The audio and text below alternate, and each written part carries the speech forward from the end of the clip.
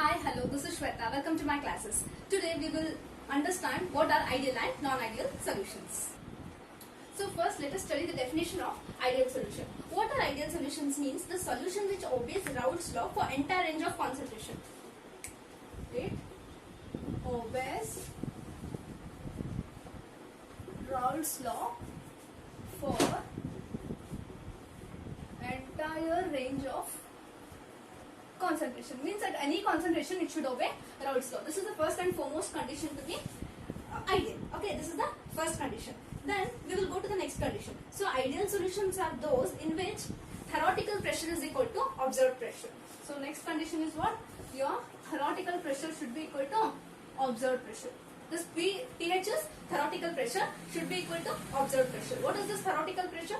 Means using calculation what we do know, that is called as theoretical pressure. Okay, and observed pressure means like we will calculate, means like directly using devices like you can take barometer, using that we will measure pressure. So that pressure is observed. So they both should be invalid with each other. So if they are equal, then that is said to be ideal. If it is not equal, then we will learn in the next condition. But here just meanwhile you remember P theoretical equal to P observed. Theoretical value again you can take any two solvents, like how PTH is calculated is you will take PA plus PB. If two solute and solvent are there, PA plus PB, and then you will calculate theoretically. Okay, this is directly we will observe, that is P observed. Next condition is what? In this what happens? Your change in volume will be zero. So third important condition is volume change on mixing. Volume change on mixing is zero. How will indicate that? That is delta V mixture equal to 0. Means there is no change in volume. So how delta V is calculated? This delta V is calculated using one formula, that is delta V of solution minus delta V of solute plus delta V of solvent. This is the formula. Using this we will calculate volume change. Now let us consider an example. To understand this how it will be 0, we will consider an example. Think that I have a beaker, in that solute A, and another beaker I have B. Think that this is also 10 ml and this is also 10 ml. This is solute. This is solute and this is solvent. Okay, I'll take this as solute and I'll take this as solvent. So here the volume is 10 ml. So solution means what? I should mix these both, isn't it? I should mix 10 plus 10, that is equal to 20. I should mix solute and solvent, then I will be having solution. This is my solution. Then we will substitute in this. Delta V of solution means this I should substitute. 10 plus 10 will be equal to 20 minus solute plus solvent, this will be 10, this will be 10. I will have 10 plus 10, isn't it? Again what will be this? So it will be 20 minus 20. Therefore delta V mixture is equal to 0. This is one of the important condition for solution to be ideal. Like this we will tell that delta V equal to 0. This is just for understanding purpose. Okay, so it might be anything, but this is the for understanding purpose. Again another condition for ideal solution is here AA interaction is equal to BB interaction is equal to AB interaction. So what are A and B? So I take A as solute. So I take A as solute and B as your solvent. Okay, this is solute, this is solvent. Okay, and AB will be your solution. This is your solution, this is your solute, and this is your solvent. You will have like this now. So this is what first I have taken A molecules as solute and B molecules as solvent. And then when you mix in the solution, definitely AB bond formation takes place. So that will be AB. So here whatever solute interaction, AA interaction should be equal to BB interaction, means solvent interaction. That should be in turn equal to AB interaction. So you can also write this how? Solute interaction is equal to solvent interaction is equal to solute solvent interaction. So here you should understand solute interaction, solvent interaction should be equal to solute solvent interaction. Now next point is enthalpy change on mixing should also be 0. That is enthalpy change on mixing. On mixing means by adding solute and solvent should be 0. Enthalpy change on mixing should be 0.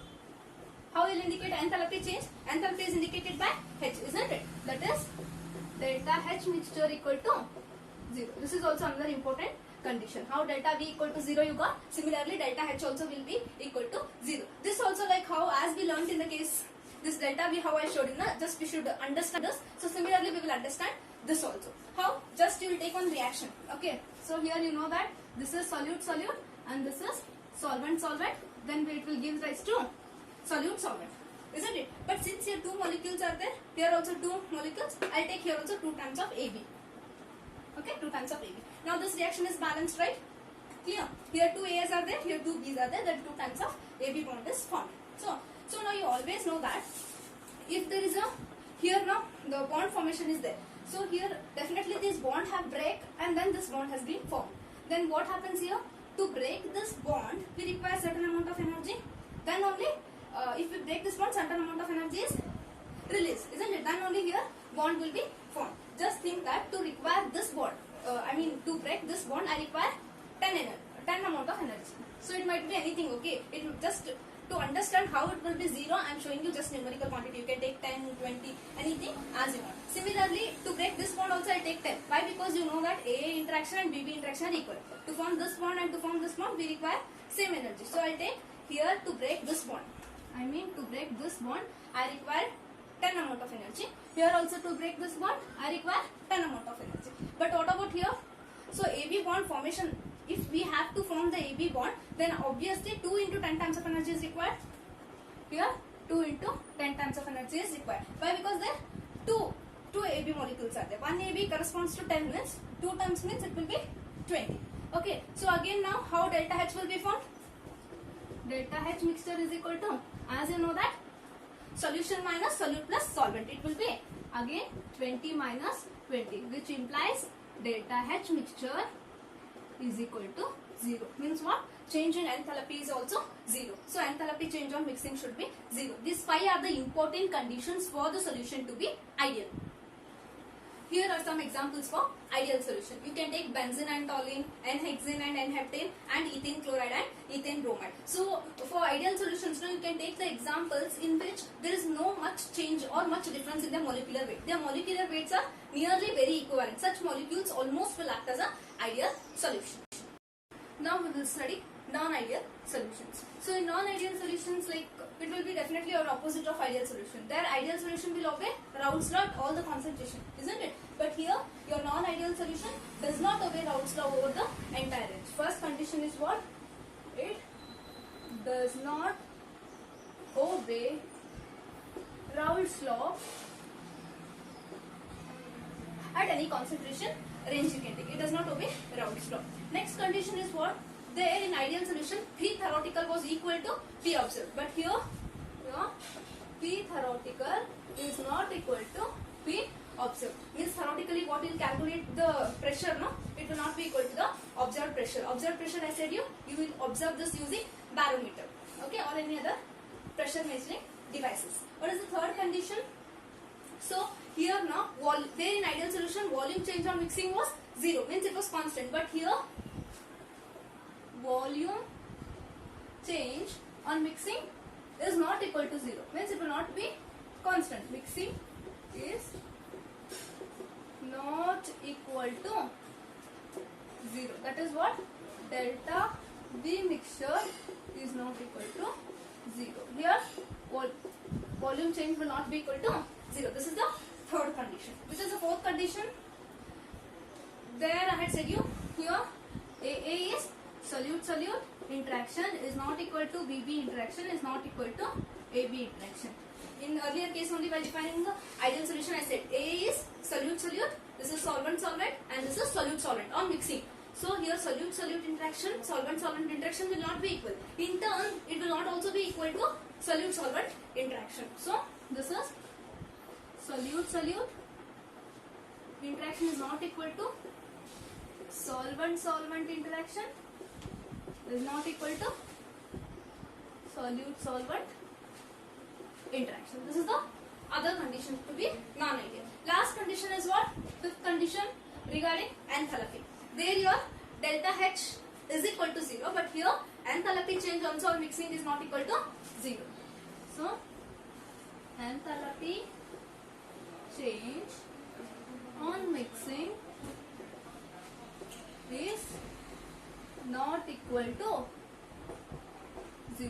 will show that is delta H mixture is not equal to 0. This is the last condition to be non-ideal. So these are the conditions for a solution to be non-ideal. So here are some examples for non-ideal solution. Here HCl and H2O you can take, phenol and aniline you can take, and ethyl alcohol and water. These are the examples for a solution to be non-ideal.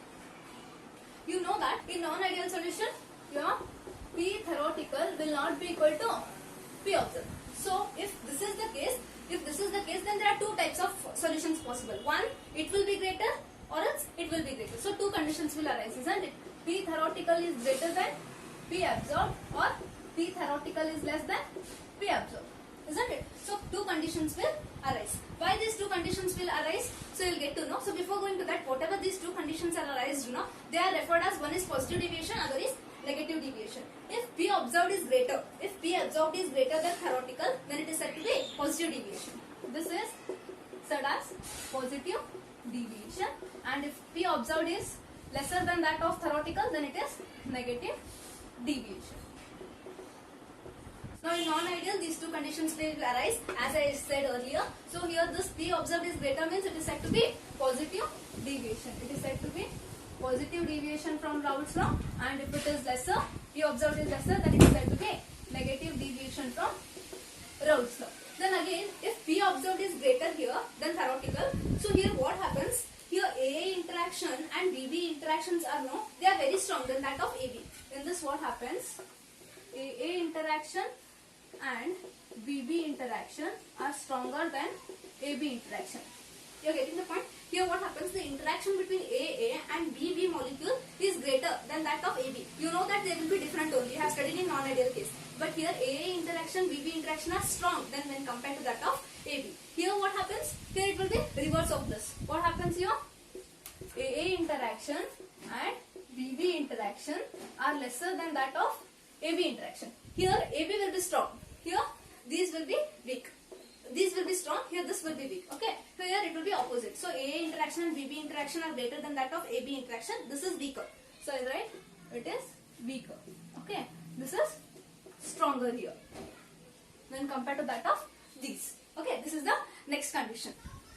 So here by this condition you can understand this is strong and this is strong. When they are mixed together, this becomes weak. So here what?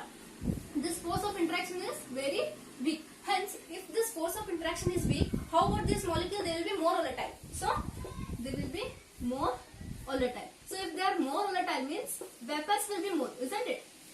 If they are more volatile means easily this vapors will form. Easily vapors are forming means it will be more vapor pressure, which implies more vapor pressure. Hence, it is more vapor pressure than that of this. So, here you are getting P observed will be greater. You understood why your vapor pressure will be greater in this case? Because here the force of attraction is very less than that compared to here. But it will be reverse in this case. Here what is happening? This bond is there. Now, it is very strong. So, this bond is there. Now, it is very strong when compared to that of this. Hence, they are less volatile. Hence, they are less volatile. Because the force of attraction binding this is very strong, so easily vapors will not form. Hence, there will be less volatile means less vapors will be there. Hence, vapor pressure also will be less. Hence, here your P observed will be lesser than that of P theoretical. Here, what happens? Your volume change on solution. Volume change of solution will be greater than 0. Volume change on mixing will be greater than 0. Here it will be volume change on mixing will be less than 0. Okay. Similarly, another condition which is that enthalpy change. Here what happens? Your delta H mixture will be greater than 0. Here your delta H mixture will be less than 0. These are the other two conditions. Here the example is ethanol and acetone you can take. Example for positive deviation is ethanol and acetone, and example for negative deviation is you can take like HCl and water. So HCl and water. So these are the two like you can take, these are the differences between the non-ideal solutions. I hope you understood. If you are new to the channel, then please do subscribe and tap the bell icon for the notification. Thank you.